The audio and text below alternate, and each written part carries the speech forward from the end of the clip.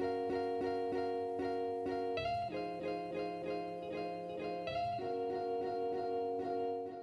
I'm Tammy and welcome back to my channel. In this video, I'm going to be sharing how to sew the Jaya Jumpsuit. The Jaya Jumpsuit runs in sizes 6 to 24 and it's a very beginner friendly make. It is a knit fabric pattern, so you have to use a stretchy fabric to make this because you want it to hug your body. But other than that, it's very easy to make. It really doesn't take that long to make either, and it has become such a staple piece in my wardrobe, so I know you're gonna love it too. If you wanna find this pattern, head down to the description box and you'll see a link on where you can find it. Let's get into sewing the pattern. So the first thing you're gonna want to do is make sure you print out the pattern, you stick the pages together and cut out your size, and then you're gonna cut out your fabric. You wanna make sure that you use a stretch fabric because this is a knit pattern. And once that's all ready, the first thing we're actually going to want to do is sew the straps. So we're going to have 4 straps in this jumpsuit. We're going to have 2 shoulder straps, and then we're actually going to have 2 long waist ties. And we're going to end up sewing this all now, but if I just show you on one, what we're going to want to do is, this is the shoulder strap piece, and we're going to fold it in half with right sides together, and we're just going to pin along this edge.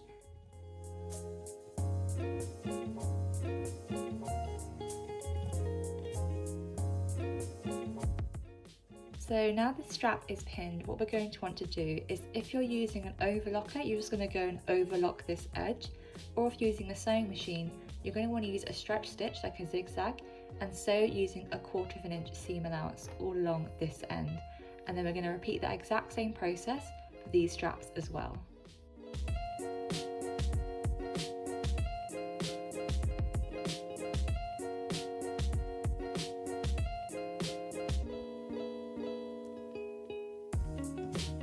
So now that I've sewn the straps and the waist ties, just as I showed just along the entire edge, what we need to do now is basically turn all of them right side out. And this is just what it should look like. Obviously, throughout this process, you can use an overlocker or a zigzag stitch. I always recommend an overlocker just because it looks so neat and clean. But all we have to do now is just turn these straps out. I'm going to be using a loop turner, but you can use a safety pin as well to turn out straps.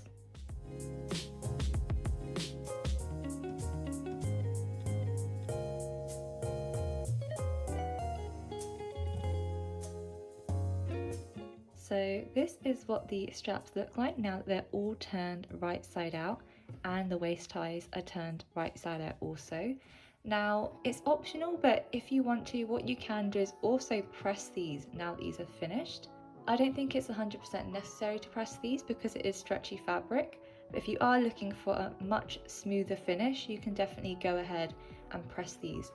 But this is the shoulder straps completed. What we're going to want to do now is actually finish one end of the waist ties. And how we're going to do this is basically by taking one end, snipping right close to the edge just so it's nice and neat. And then what we're actually going to do is actually fold it over once, fold it over again, and that will just neatly finish the end of one strap. And we're just going to sew right where the edge of the fold is. You can actually just use a standard stitch to sew this section. It doesn't actually have to be a stretch stitch. So I've just gone ahead and sewn one end of both waist ties, and as you can see, it doesn't have to be super neat, but it just needs to finish one end, and that are the waist ties completed. So now what we're going to do is basically take the front bodice and make sure the right side is facing up, and I've just sandwiched the straps right at the top of the shoulder, and then using the lining of the front bodice, we're going to place this on top, and we're going to pin along the armholes and the neckline.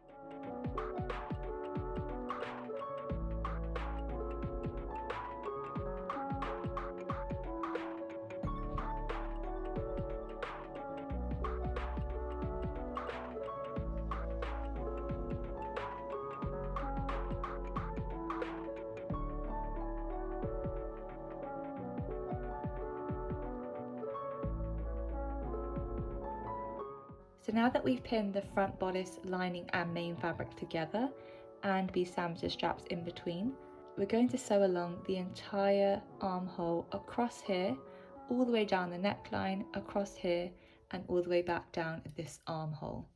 Now, I like to use a straight stitch or a zigzag stitch for this step. I don't think it's necessary to use an overlocker because this actually doesn't need to stretch that much. It's mainly the side seams of the jumpsuit that need to stretch.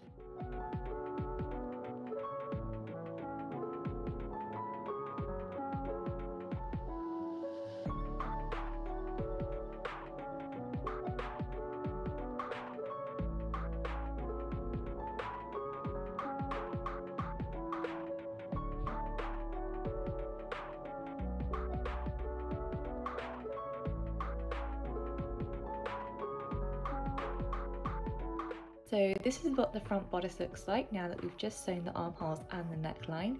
Sometimes I like to go over this section twice, just so it's nice and secure when the strap is placed in. So this is the front of the bodice completely turned out and it looks really good. Now it is optional, but you can top stitch the armholes and the neckline, but I don't actually do this because it is stretch fabric.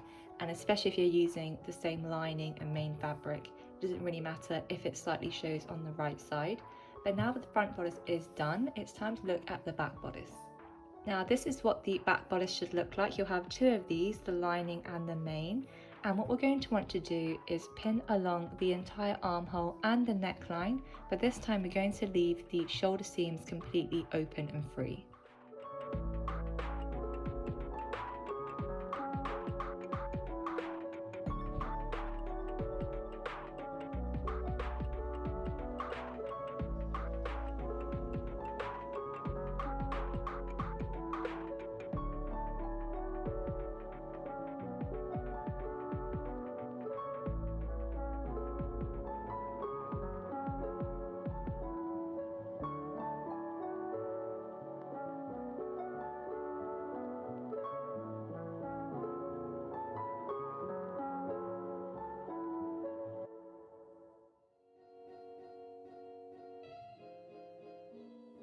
And now what we're going to want to do is basically turn this to the right side, just because this makes it easier to attach the straps to the back.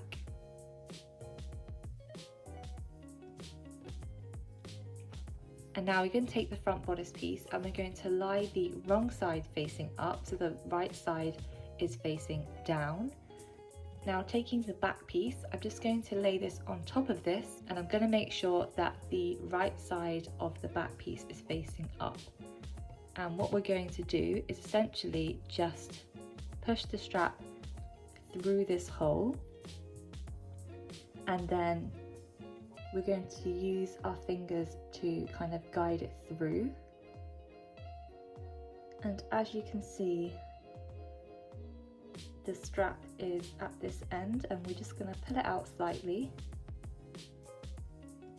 align the back, and we're just going to pin this in place. So you can just check that the strap isn't twisted by turning it around roughly, and you can see that that is not twisted. So we're just going to repeat the exact same step on the other side. And once that's done, we're going to go to the sewing machine and just finish off this section where we left this.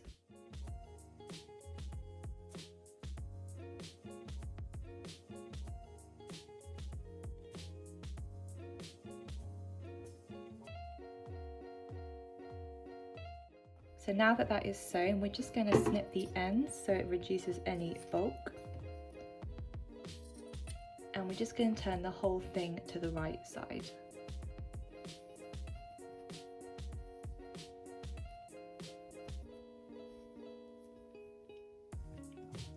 And as you can see, we have the front and the back piece all together. What we're going to want to do is now join the side seams, and making sure that the right sides are facing each other.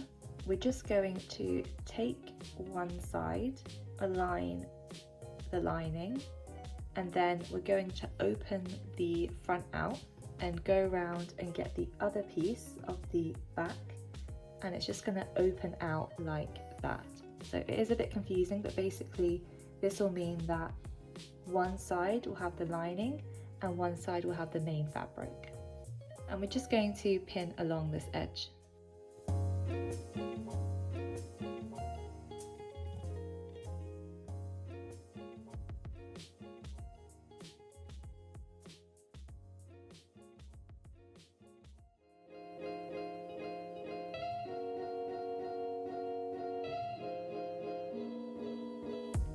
now that we've pinned both side seams, what we're going to do is take the waist tie, and we're actually going to make sure that we have the raw edge, and we're going to place this 1 inch above the waist edge and sandwich it in between these two layers.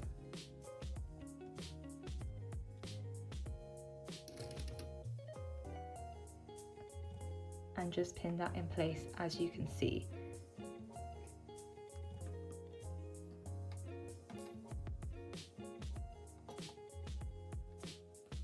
And now that we've pinned those in place, we're going to take this to the sewing machine and use a zigzag stitch, or you can use an overlocker to sew this entire seam.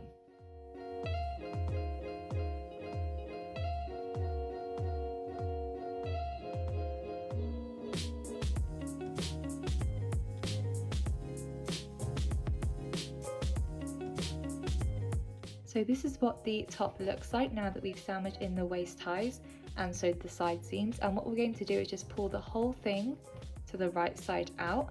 And as you can see, we have a top forming really nicely. Now what you can do is basically just press the side seam so it's nice and flat. But I am going to head on now and sew the trousers.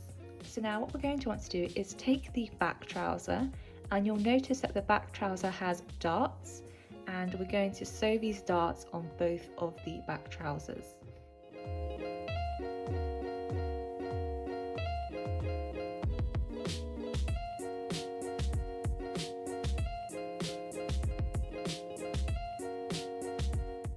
So once you've pinned the dart, we're just going to go to the sewing machine and sew this along, and that will create a nice clean dart on the inside of the trouser.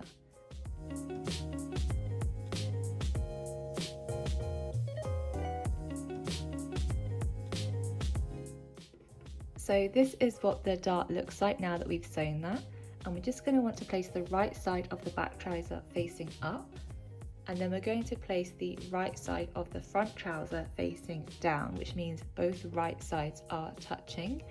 And we're just going to align the side seams and the inner leg seam, and we're going to pin this along and then sew this on the overlocker or use a zigzag stitch on a sewing machine.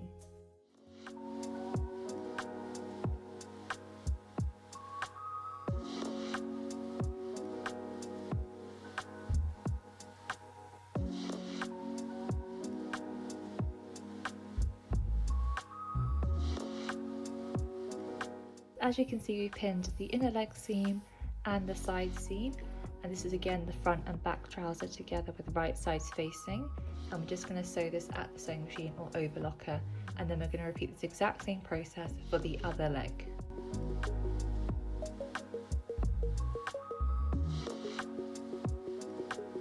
So we've just sewn the side seam and the inner leg on both legs, and you can see the front and the back are attached nicely.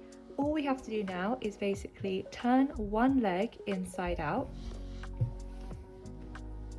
So making sure that right sides are facing, we're going to place one leg inside the other. So this is inside out and this is right side out. So we're going to place this one inside this leg. But we're going to make sure that we keep both crotch seams together. So this is the crotch seam on one leg, this is the crotch seam on the other leg, and we're going to align that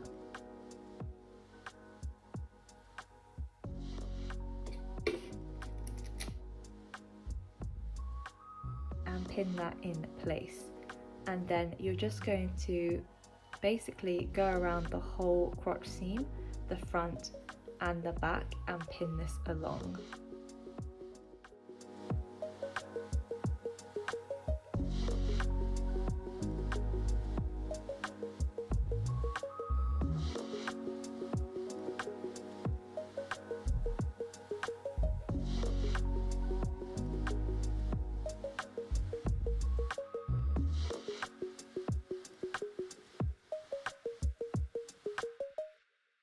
And that is the whole crotch seam pinned. So if we look at this flat, you can see we have the front trouser crotch seam, the crotch seam where the inner leg meets, and then the crotch seam all the way up the back trouser. and we're just going to sew this on the sewing machine or use an overlocker.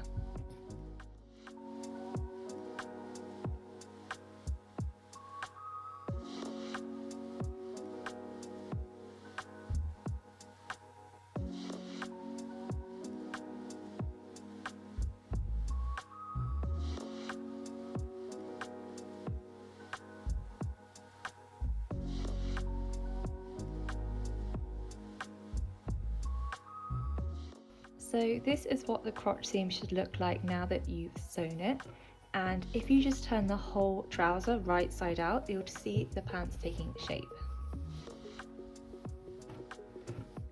So as you can see, this is the front of the trouser and this is the back of the trouser.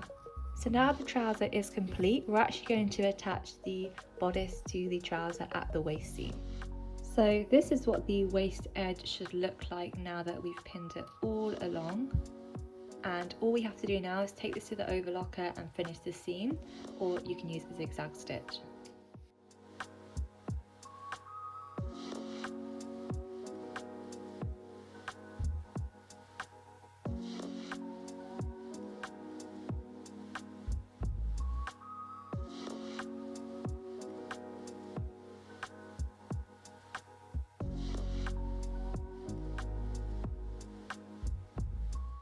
So this is what the waist seam should look like now that we've sewn it, and that is the majority of the jumpsuit completely finished. So if we just turn the whole thing right side out. So this is what the jumpsuit looks like. It looks really good. I did put some stickers here just so I know which was the right side of the fabric and which side was the wrong side of the fabric. As you can see, the waist ties are attached and the trousers are all sewn. Now all you really have to do now is just effectively hem the trouser by folding it over once and then folding over again and just sewing that in place. And that is the whole jumpsuit completed.